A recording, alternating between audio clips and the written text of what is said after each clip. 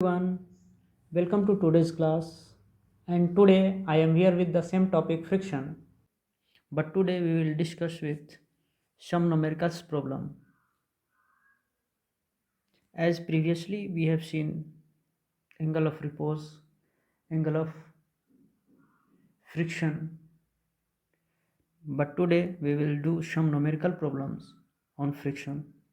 So let's start today's class. We will take first numerical as here it is given that a wooden block of weight 50 Newton rest on a horizontal plane. Determine the force required to just pull it. पहला क्या कह रहा है? Just pull it. And B में just push it. Take coefficient of friction as 0.4 between the matting surfaces. Comment on the result. पहला question क्या है कि एक वुडन ब्लॉक है जिसका वेट कितना है 50 न्यूटन है और वो एक हॉरिजॉन्टल प्लेन पे रखा हुआ है। तो आपको दो कंडीशन कह रहा है, एक जस्ट पुल इट और दूसरा जस्ट पुश इट, और उसमें आपको कोफिशिएंट ऑफ फ्रिक्शन 0.4 लेना है। ठीक है, तो आपको दोनों कंडीशन में पी का वैल्यू निकालना है। पी का वैल्यू निकालना है पहला चीज़, और दूसरा क्या कह रहा है, रिजल्ट पे कमेंट करना है। तो पहला हम कंडीशन लेते हैं जस्ट पुल इट। तो देखिए फिगर में दिया हुआ है एक ब्लॉक है,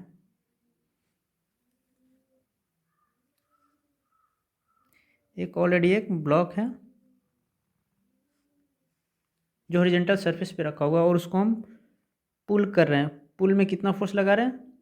suppose this force is P1 और P1 फोर्स इंक्लाइन फोर्स है जो हॉरिजॉन्टल के साथ कितना एंगल बना रहा है? 15 डिग्री। क्लियर? ब्लॉक का वेट दिया हुआ है 50 न्यूटन वेट दिया हुआ है। तो इस ब्लॉक का अगर हम फ्री बॉडी डायग्राम बनाना चाहें तो क्या होगा? फ्री बॉडी डायग्राम देखिए, ड्रा कीजिए जरा। एक तो इस ब्लॉक का वेट क्या लगेगा? डाउनवर्ड डायरेक्शन में W लगेगा। वो कितना होगा? 50 न्यूटन ब्लॉक का वेट।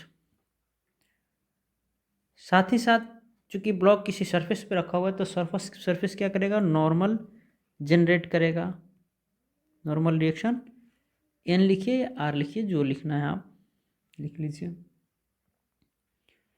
ये दो फोर्सेज हुआ, चूंकि ब्लॉक पे एक पुल हो रहा है, तो पुल हो रहा है तो इस एट एन एंगल, और क्या है? पुलिंग फोर्स P1 है, तो इसके दो कंपोनेंट टूटेंगे, एक हॉरिजॉन्टल डायरेक्शन में, एक वर्टिकल डायरेक्शन में। इस डायरेक्शन में P1 का वैल्यू कितना होगा? P1 cos 15 degree. Vertical direction में कितना होगा? P1 sin 15 degree. और चूंकि ब्लॉक क्या है? हॉरिजॉन्टली P1 cos 15 डिग्री क्या करेगा? इसको राइट हैंड साइड में मूव कराने की कोशिश करेगा। तो मोशन किस डायरेक्शन में होगा? इस डायरेक्शन में मोशन होने की कोशिश करेगा। तो फ्रिक्शन फोर्स किधर लगेगा? अपोजिट डायरेक्शन में। फ्रिक्शन फोर्स अपोजिट डायरेक्शन में।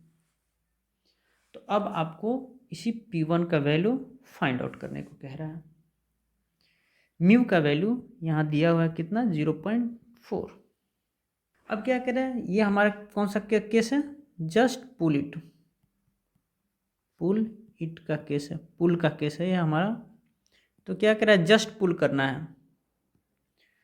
तो ये कौन सा कंडीशन हो गया? लिमिटिंग। तो ऑब्जेक्ट क्या है? लिमिटिंग इक्विलिब्रियम में है। Limiting equilibrium. क्यों? क्योंकि क्या कह रहा है? To just pull it. Limiting equilibrium में तो फोर्सेस क्या है? बैलेंस्ड है, तो हम summation of forces should be 0, ये वाला हम यूज़ करेंगे। तो summation of all horizontal forces is equal to 0। तो हॉरिजॉन्टल फोर्सेस कौन कौन सा लग रहा है? एक ये लग रहा है और दूसरा ये लग रहा है। तो P1 cos 15, ठीक है, P1 cos 15। अगर मैं ऐसे मानूँ, इसको पॉजिटिव मान लूँ, तो क्या P1 cos 15 डिग्री, और दूसरा क्या हो गया, एक फ्रिक्शनल फोर्स है। फ्रिक्शनल फोर्स है कौन सा, F हमने माना है, या इसको हम F1 मान लेते हैं, बेहतर रहेगा। Minus F1 is equal to 0, means P1 cos 15 degree is equal to F1 आया। इक्वेशन इसको 1 मान लिया, ठीक है। वी नो डेट F1, यहाँ F1 क्या है, लिमिटिंग फ्रिक्शन है, लिमिटिंग फ्रिक्शन। तो लिमिटिंग फ्रिक्शन फोर्स का वैल्यू कितना होता है, म्यू इंटू आर। आर क्या है इस कंडीशन में हमें मालूम नहीं है, आर मतलब नॉर्मल रिएक्शन, आर मानिए या एन मान लीजिए आप, एन हमने वहाँ इंडिकेट किया तो एन मान लीजिए, क्लियर। इसको एन मान लिया हमने, तो ये हमारे पास उसमें पुट करेंगे तो क्या हो गया, P1 cos 15 degree is equal to mu का वैल्यू कितना है 0.4 इंटू एन। इसको इक्वेशन 1 मान लेते हैं, इसको छोड़िए, इसको इक्वेशन 1 मान लेते हैं। दूसरा क्या, summation of all vertical forces should be 0। तो वर्टिकल फोर्सेस कौन कौन सा है, एक एन है, दूसरा P1 sin 15 है, और क्या है W वेट है जो उसका। तो हम क्या मान लेते हैं, अपवर्ड को पॉजिटिव मान लेते हैं। तो अपवर्ड में क्या है, एन है, प्लस कितना P1 sin 15, P1 sin 15 degree, minus wait कितना है 50 इज इक्वल टू 0, ठीक है। तो यहाँ से हम क्या निकाल लिए, एन निकाल लिए, P1 sin 15, ये माइनस हो जाएगा प्लस 50, ये वैल्यू हमारे पास आ गया, इक्वेशन सेकेंड मान लिया। अब मैं क्या कर रहा हूँ, इस n का वैल्यू इस इक्वेशन में 1 में डाल देता हूँ, पुट इक्वेशन 2 इन 1, तो आपको क्या जाएगा, P1 cos 15 degree is equal to 0.4 into 50 minus P1 sin 15 degree, ये वैल्यू आएगा अपने पास। अब क्या करते हैं, P1 cos 15 degree is equal to 0.4 into 50 क्या होगा, 20 हो जाएगा, क्लियर, 20 ही होगा ना, ठीक है, माइनस 0.4 P1 sin 15 डिग्री हो गया। अब जो है एक काम यहाँ से ये कर सकते हैं, इस साइड लेके आइए, P1 cos 15 degree plus 0.4 P1 sin 15 degree is equal to 20, clear. अब यहाँ से P1 कॉमन ले लिया हमने, तो क्या बचा, cos 15 degree plus 0.4 sin 15 degree is equal to 20,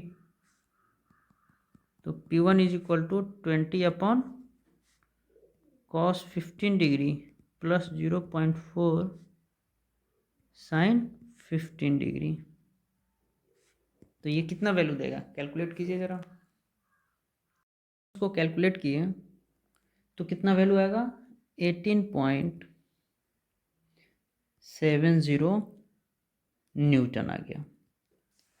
इसका मतलब क्या हुआ कि जब हम इस ब्लॉक को पुल करेंगे एट एन एंगल 15 डिग्री, तो ब्लॉक 18 न्यूटन 18.7 न्यूटन का फोर्स लगाने पे क्या करेगा, जस्ट मूविंग कंडीशन में आ जाएगा।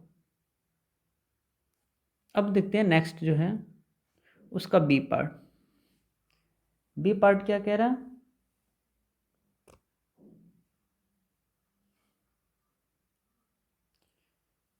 बी पार्ट क्या कह रहा है कि पुश करना है अपने को कितना एंगल पे, 15 डिग्री पे आपको पुश करना है। उसी ब्लॉक को सेम वेट है और सेम सरफेस पे रखा हुआ है। तो सपोज पुश करने में हमने कितना P2 फोर्स लगाया, 15 डिग्री एंगल पे है, कोफिशिएंट ऑफ फ्रिक्शन भी सेम है 0.4, ब्लॉक भी सेम है, तो उसका वेट कितना है 50 न्यूटन है, क्वेश्चन में दे रखा है। तो अगर इसका फ्री बॉडी डायग्राम अगर हम ड्रॉ करें सपोज, तो क्या होगा, एक तो weight of the block W is equal to 50 newton, साथ ही साथ क्या नॉर्मल रिएक्शन जनरेट करेगा, ठीक है, N सरफेस है, ब्लॉक रखा हुआ है तो नॉर्मल रिएक्शन जनरेट करेगा। फोर्स P2 के दो कंपोनेंट टूटेंगे, एक कंपोनेंट हॉरिजॉन्टल डायरेक्शन में वो कितना होगा P2 cos 15 डिग्री, और दूसरा वर्टिकल कंपोनेंट टूटेगा वो कितना होगा P2 sin 15 डिग्री। दो कंपोनेंट टूटे। अब ब्लॉक को चूंकि हम क्या कर रहे हैं, पुश कर रहे हैं, तो उसकी टेंडेंसी मोशन की किधर होगी, इस डायरेक्शन में होगी मोशन की टेंडेंसी। तो फ्रिक्शनल फोर्स ब्लॉक पे किधर लगेगा, मोशन के अपोजिट, मतलब इस डायरेक्शन में फ्रिक्शनल फोर्स लगेगा, उसको हमने मान लिया F2। क्लियर। अब क्या है, ब्लॉक क्या है, जस्ट मूविंग कंडीशन में है, ठीक है। तो जब मूविंग कंडीशन में है तो आपका फिर वही बात है, लिमिटिंग इक्विलिब्रियम आपका पिक्चर में आएगा। लिमिटिंग इक्विलिब्रियम कंडीशन होगा, लिमिटिंग इक्विलिब्रियम कंडीशन होगा। हम क्या करेंगे, फोर्सेज जो ऑलरेडी बैलेंस्ड हैं उन फोर्सेज को समेशन ऑफ सिग्मा FX 0 और समेशन ऑफ सिग्मा FY 0 हम पुट करेंगे, जो हमारे पास नॉर्मली हम पढ़ते आ रहे हैं। तो समेशन ऑफ, अगर हम summation of horizontal forces should be 0 करें, और मैं इस डायरेक्शन में हॉरिजॉन्टल फोर्सेस को पॉजिटिव मान ले रहा हूँ, तो हॉरिजॉन्टल फोर्सेज कौन कौन से लग रहे हैं, एक तो लग रहे हैं फ्रिक्शनल फोर्स F2, दूसरा क्या लग रहा है, ये जो P2 फोर्स है उसका हॉरिजॉन्टल कंपोनेंट, और ये दोनों क्या है अपोजिट डायरेक्शंस में है। तो क्या हो गया, F2 minus P2 cos 15 degree is equal to 0। तो F2 कितना हो गया, P2 cos 15 डिग्री। अब चूंकि ये लिमिटिंग कंडीशन में है तो यहाँ जो फ्रिक्शनल फोर्स क्या लगेगा, लिमिटिंग फ्रिक्शन लगेगा। तो लिमिटिंग फ्रिक्शनल का वैल्यू क्या होगा, म्यू इंटू एन, जो कि normal reaction, is equal to P2 cos 15 degree. Mu का वैल्यू दिया हुआ है 0.4, एन का वैल्यू अभी हमें नहीं मालूम है, P2 cos 15 डिग्री। एक इक्वेशन ये आ गया। दूसरा हम क्या करते हैं, summation of vertical forces should be 0। तो समेशन ऑफ वर्टिकल फोर्सेस को अगर हम 0 करें तो क्या होगा, कौन कौन से वर्टिकल फोर्सेज में अपवर्ड को मैं पॉजिटिव मान ले रहा हूँ। तो वर्टिकल फोर्सेज कौन कौन सा है, एक तो नॉर्मल रिएक्शन जो जनरेट हो रहा है, दूसरा आपका P2 का एक वर्टिकल कंपोनेंट और दूसरा लोड, यहाँ सॉरी P2 का वर्टिकल कंपोनेंट जो लगेगा वो डाउनवर्ड डायरेक्शन में लगेगा, अपवर्ड डायरेक्शन में नहीं होगा, ठीक है, ये डाउनवर्ड डायरेक्शन में लगेगा। और वो उसका वैल्यू कितना होगा, जैसे कि ये कंपोनेंट है तो ये हॉरिजॉन्टल टूटा, ये वर्टिकल टूटा, तो डाउनवर्ड डायरेक्शन में लगेगा, और उसका वैल्यू कितना होगा, P2 sin 15 डिग्री होगा। क्लियर। तो यहाँ पे अगर हम इस फोर्सेस के कंपोनेंट जो तोड़े हैं उसका समेशन करें तो क्या होगा, नॉर्मल रिएक्शन अपवर्ड डायरेक्शन में, तो n plus P2 sine downward direction में लग रहा है तो हम उसको निगेटिव मानेंगे क्योंकि अपवर्ड पॉजिटिव मान लिया, minus P2 sine 15 degree minus weight is equal to 0। तो n is equal to P2 sine 15 degree plus weight कितना है 50। ये हमारे पास क्या आ गया, नॉर्मल रिएक्शन आ गया। ये इक्वेशन 2 मान लिया। अब इस नॉर्मल रिएक्शन का वैल्यू क्या कर रहा हूँ, इक्वेशन 1 में पुट कर रहा हूँ। तो कितना हो गया 0.4 इंटू एन की जगह P2 sine 15 degree plus 50 degree, sorry 50 degree कह रहा हूँ, 50 newton is equal to P2 cos 15। इसको जब आप कैलकुलेट करेंगे तो 0.4 P2 sine 15 degree plus 20 is equal to P2 cos 15 degree. इस पूरे को उस साइड लेके जा रहा हूँ तो क्या बनेगा, P2 cos 15 degree minus 0.4 P2 sine 15 degree is equal to 20। P2 मैं कॉमन ले रहा हूँ तो क्या हो गया 20 upon cos 15 degree minus 0.4 sine 15 degree. देखिए तो ये कितना वैल्यू देता है, कैलकुलेट कीजिए ज़रा। 20 upon cos 15 minus 0.4 into sine 15,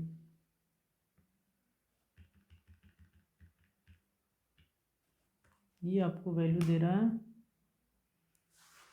23.19 Newton value दे रहा है ये आपको। तो जस्ट हमारे पास दो कंडीशन दिया गया था क्वेश्चन में, एक तो कह रहा था जस्ट पुल करने के लिए और दूसरा क्या कह रहा था, जस्ट पुश करने के लिए।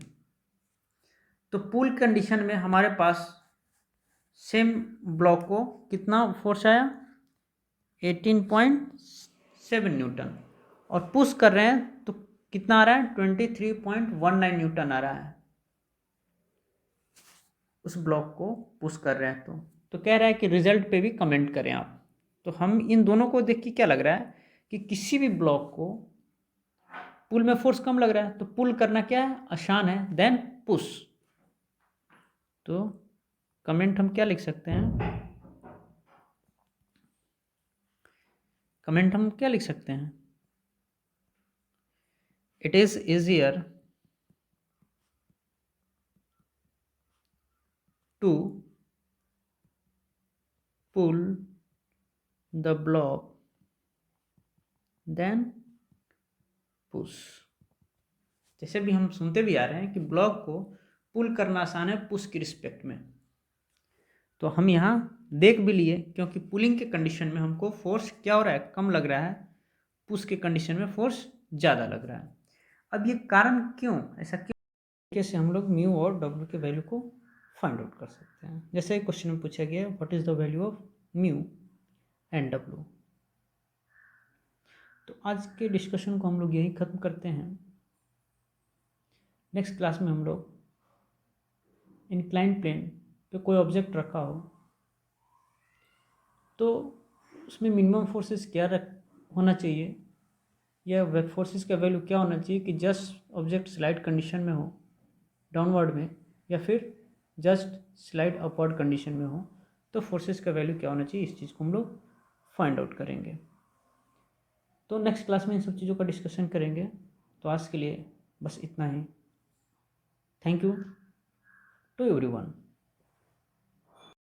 कारण देखिए यहाँ पे जब भी हम ऑब्जेक्ट को क्या कर रहे हैं, पुल कर रहे हैं, तो वैसे कंडीशन में अगर एट एन एंगल पे फोर्स लगा रहे हैं तो फोर्स का जो एक कंपोनेंट है वो क्या वर्टिकली अपवर्ड डायरेक्शन में लग रहा है, और अपवर्ड डायरेक्शन में लगने के कारण जो नॉर्मल रिएक्शन का जो हमें मिलना चाहिए वो क्या है, वर्टिकल कंपोनेंट नॉर्मल रिएक्शन के वैल्यू को डिक्रीज कर रहा है। जो एग्जैक्टली हॉरिजेंटल कंडीशन में अगर हम ये ऑब्जेक्ट जो रखा हुआ है हॉरिजेंटल सरफेस पे, तो इस पे नॉर्मल रिएक्शन क्या लग रहा है, अगर इसका फ्री बॉडी डायग्राम बनना है तो वेट नीचे और नॉर्मल ऊपर, तो नॉर्मल यहाँ वेट के बराबर होता है। लेकिन जैसे ही हम इस पे जो है अगर पुल कर रहे हैं तो क्या हो रहा है, इसका एक कंपोनेंट वर्टिकल डायरेक्शन में लग रहा है जो नेट नॉर्मल रिएक्शन को डिक्रीज कर रहा है, कितना से, जितना कंपोनेंट उसका वर्टिकल डायरेक्शन में बनेगा उस फोर्स का, पुलिंग फोर्स का। इस वजह से क्या हो रहा है, यहाँ पे फ्रिक्शन वैल्यू कम हो रही है। लेकिन अगर इसी ऑब्जेक्ट को हम क्या कर रहे हैं, पुश कर रहे हैं, तो वैसे कंडीशन में ये वर्टिकल कंपोनेंट जो है, इस फोर्स का जो वर्टिकल कंपोनेंट है वो वर्टिकली डाउनवर्ड डायरेक्शन में लग रहा है, डाउनवर्ड, और वो वेट के साथ क्या हो रहा है, ऐड हो जा रहा है। देखिए यहाँ वर्टिकल कंपोनेंट है, वो वेट के साथ ऐड हो रहा है, तो नॉर्मल का वैल्यू क्या हो रहा है, इंक्रीज कर जा रहा है, पुश करने में वेट में ऐड हो जा रहा है। इसीलिए जो है पुल इजी हो जाता है पुश के रिस्पेक्ट में। ठीक है, I hope it is clear to everyone. Next आते हैं हम लोग दूसरे क्वेश्चन पे। A body resting on a rough horizontal plane required a pull of 24 Newton inclined at 30 degree to the plane just to move it. It was found that a push of 30 Newton at 30 degree to the plane was just enough to cause motion to impend. Make calculation for the weight of the body and coefficient of friction. ये कह रहा है कि एक object है जो rough horizontal plane पे रखा हुआ है, उस पर एक पुल फोर्स लगा रहे हैं 24 न्यूटन का, वो 24 न्यूटन 30 डिग्री पे इंक्लाइंड है, उसको जस्ट मूव कंडीशन मिला रहा है। क्लियर। आपको ये भी कह रहा है कि अगर 30 न्यूटन का पुश फोर्स लगाते 30 डिग्री एंगल पे ही, ठीक है, तो वो भी मोशन कराता, तो वेट कितना होगा ये आपसे पूछ रहा है।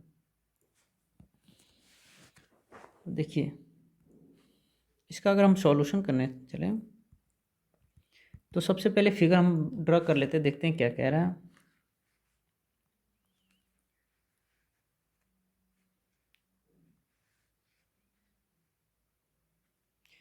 एक रफ सरफेस है, उस पर एक बॉडी रखा हुआ है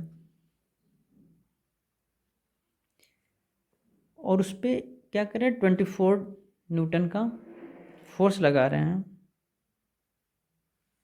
कितना, 24 न्यूटन का एक फोर्स लगा रहे हैं, इंक्लाइन फोर्स 30 डिग्री एंगल पे, और उस पुल कर रहे हैं। तो चूंकि पुल कर रहे हैं तो ये हमारे पास फोर्स हो गया 30 डिग्री एंगल पे,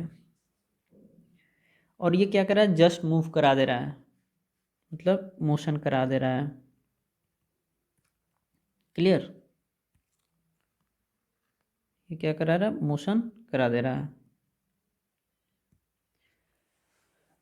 दूसरा कह रहा है कि अगर इसी ब्लॉक पे हम क्या, इसी सरफेस पे वही ब्लॉक रखते हैं, तो उस पे अगर हम 30 न्यूटन का पुश फोर्स लगा रहे हैं, पुश फोर्स की बात कर रहा है 30 डिग्री एंगल पे ही, तो भी ब्लॉक हमारा मूव करता। लेकिन मोशन क्या होगा, आप पुश कर रहे हैं तो इस डायरेक्शन में होगा। तो आपसे पूछ रहा है, बॉडी का वेट पूछ रहा है और कोफिशिएंट ऑफ फ्रिक्शन पूछ रहा है। तो हम कुछ नहीं करेंगे, जैसा प्रीवियस क्वेश्चन बनाया जस्ट उसी तरीके से हम लोग बनाते चले जाएंगे। तो बॉडी का वेट, लेट W क्या है, वेट ऑफ बॉडी, और mu is equal to coefficient of friction.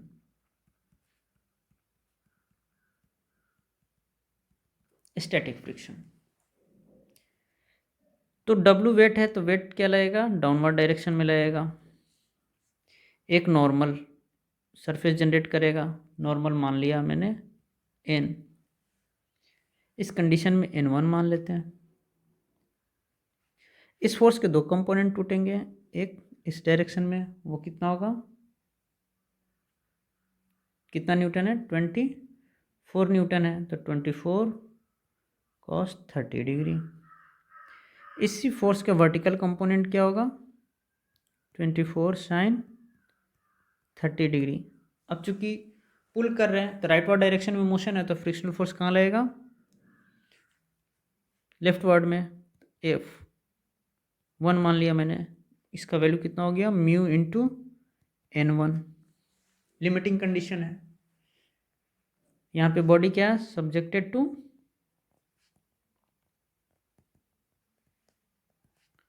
पुल हो रहा है ना, पुल के लिए कंडीशन हो गया। अब मैं क्या कर रहा हूँ, लिमिटिंग जो हमारा कंडीशन है वो लिमिटिंग इक्विलिब्रियम हम लगा रहे हैं यहाँ पे। लिमिटिंग इक्विलिब्रियम हम यहाँ पे लगा रहे हैं। तो summation of horizontal forces should be 0। इस डायरेक्शन को हमने प्लस मान लिया, तो कितना हो गया? 24 cos 30 degree minus mu into N1 is equal to 0। तो कितना हो गया? 24 cos 30 degree is equal to mu into N1। एक इक्वेशन यहाँ आ गया। सेकेंड क्या हम करते हैं, summation of vertical forces should be 0 और प्लस मान लेता हूँ मैं अपवर्ड को। तो वर्टिकल फोर्सेस कौन कौन सा है? एक N1 है नॉर्मल डायरेक्शन, और दूसरा क्या है 24 sin 30 है, जो दोनों अपवर्ड डायरेक्शन में लग रहा है और वेट डाउनवर्ड डायरेक्शन में लग रहा है। तो क्या हो गया? N1 plus 24 sin 30 is equal to weight, और वेट कितना है आपको खुद मालूम नहीं है, यही तो फाइंड आउट करना है। तो यहाँ से N1 निकाल लेंगे, W माइनस 24 sin 30 डिग्री। हम N1 को पुट कर दे रहे हैं इक्वेशन 1 में। पुट N1 इन इक्वेशन 1, तो कितना हो गया? 24 cos 30 degree is equal to mu, आपको फाइंड आउट करना है N1 का वैल्यू क्या है? W minus 24 sin 30 degree.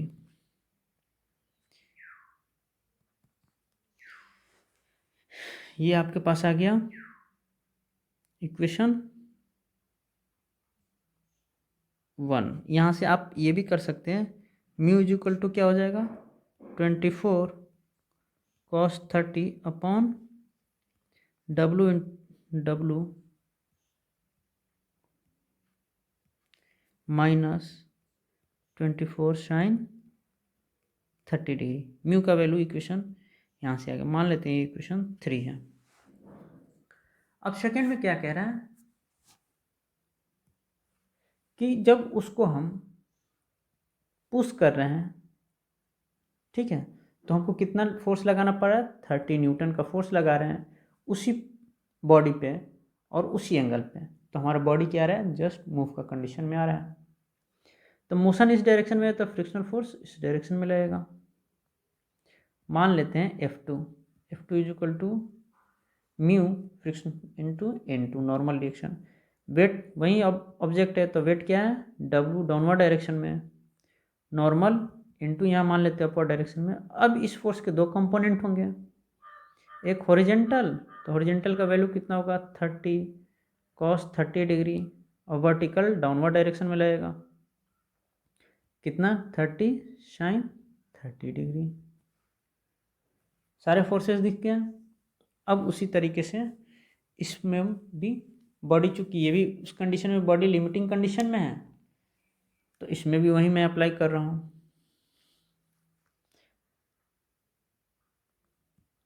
Limiting equilibrium का कंडीशन यहाँ भी अप्लाई कर रहा हूँ। तो सिग्मा एफ एक्स कितना हो गया? सिग्मा एफ एक्स की बात करें 0, तो F2 minus 30 cos 30 degree is equal to 0। तो F2 कितना हो गया? 30 cos 30 डिग्री। F2 को हम क्या लेंगे? Mu into N2, 30 cos 30 degree. एक इक्वेशन ये आ गया। दूसरा इक्वेशन क्या कर रहा हूँ, समेशन ऑफ वर्टिकल फोर्सेस 0 कर रहा हूँ। वर्टिकल फोर्सेस कौन कौन सा है, एक तो N2 अपवर्ड डायरेक्शन में, डाउनवर्ड डायरेक्शन में 30 sin 30, और दूसरा क्या है, वेट इज इक्वल टू 0। तो ज़रा देखिए N2 कितना आ गया, 30 sin 30 प्लस W, ये आपका आ गया equation 2। Put N2 in equation 1, equation 1 में N2 का वैल्यू पुट कर देंगे तो कितना आ गया, म्यू इंटू N2 क्या है 30 sin 30 plus W is equal to 30 cos 30। ये आपके पास इक्वेशन 1 आ गया। अब यहाँ से μ2 का वैल्यू जो यहाँ पे है इसको मैं यहाँ पुट कर दूँ तो कितना हो गया, 24 cos 30 upon W minus 24 sin 30 into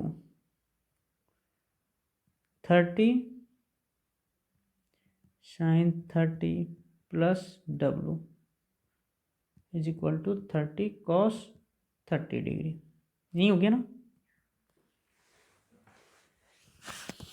अब क्या हो गया, यहाँ से एक W हमारे पास अननोन है वो हम निकाल लेंगे। तो 24 cos 30 का वैल्यू कितना होगा, 24 cos 30 आपको वैल्यू दे रहा है कितना, 12√3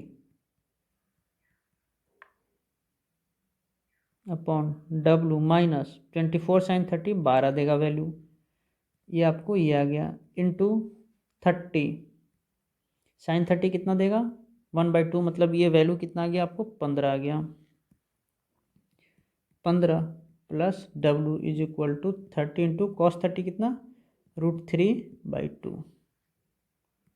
अब ये देखिए 12√3 into 15 plus W is equal to 15√3 into W minus 12, ये वैल्यू है ना। यहाँ से आप क्या निकाल सकते हैं,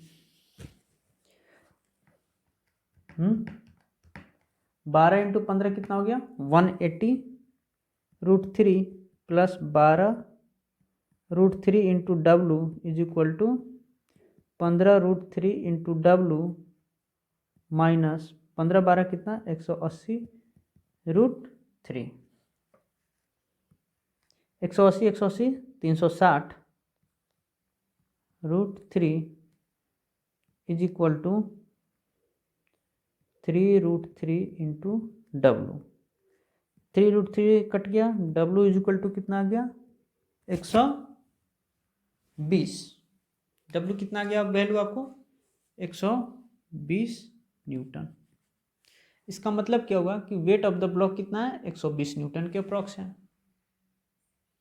अब हमसे पूछ रहा है वेट ऑफ द ब्लॉक हमने निकाल लिया, अब हमसे क्या पूछ रहा है, कोफिशिएंट ऑफ फ्रिक्शन म्यू का वैल्यू। तो म्यू का वैल्यू इक्वेशन 3 में पुट कर दीजिए, W का value put the value of W in equation 3।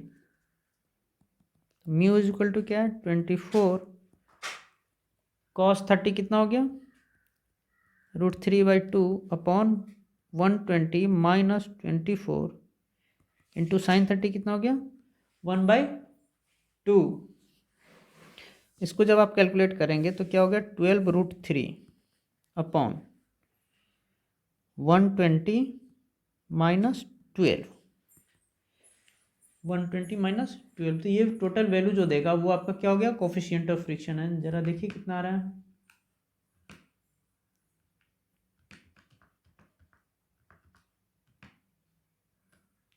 0.192 आ रहा है, 0.192। तो कोफिशिएंट ऑफ फ्रिक्शन का वैल्यू कितना आ गया, इतना आ गया। कैसे हम लोग म्यू और W के वैल्यू को फाइंड आउट कर सकते हैं। जैसे क्वेश्चन में पूछा गया what is the value of mu and W। तो आज के डिस्कशन को हम लोग यही खत्म करते हैं। नेक्स्ट क्लास में हम लोग इंक्लाइंड प्लेन पे कोई ऑब्जेक्ट रखा हो तो उसमें मिनिमम फोर्सेस क्या होना चाहिए या वेब फोर्सेस का वैल्यू क्या होना चाहिए कि जस्ट ऑब्जेक्ट स्लाइड कंडीशन में हो डाउनवर्ड में, या फिर जस्ट स्लाइड अपवर्ड कंडीशन में हो, तो फोर्सेस का वैल्यू क्या होना चाहिए, इस चीज़ को हम लोग फाइंड आउट करेंगे। तो नेक्स्ट क्लास में इन सब चीज़ों का डिस्कशन करेंगे। तो आज के लिए बस इतना ही। Thank you to everyone.